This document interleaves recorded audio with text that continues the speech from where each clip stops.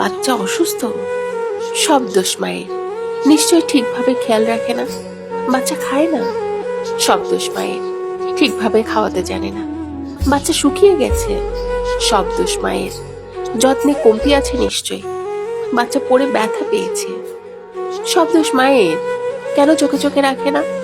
বাচ্চা দুষ্টুমি করে, জেদ ধরে, সব দোষ মায়ের। বেশি আশকারা দেয় নিশ্চয়।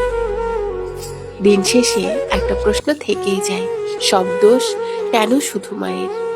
যে মা 10 মাস পেটে ধারণ করেছে, মৃত্যুর সমান যন্ত্রণা সহ্য করে সন্তানকে এই পৃথিবীতে এনেছে, নিজের ঘুম, স্বপ্ন, আরাম, আয়েশ সবকিছু বিসর্জন দিয়ে প্রতিদিন নিজের সাথে যুদ্ধ করে যাচ্ছে। তবুও দিন শেষে সবচেয়ে সহজ টার্গেট কেন? সেই মা। একটা বাচ্চা মানুষ করতে শুধু মা নয়, সমাজ লাগে, পরিবার লাগে, পরিবেশ লাগে, ভালো কথা, সহানুভূতি আর সহযোগিতা লাগে। দোষারোপ নয়।